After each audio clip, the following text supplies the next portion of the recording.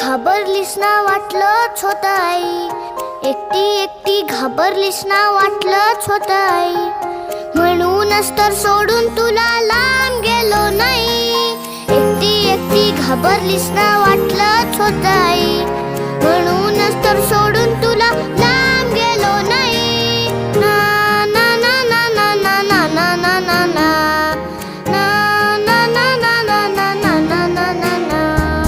आली होती जाम झोप, गुडूप झालो असतो, भीती भीती कसली थेट उद्याच उठलो असतो.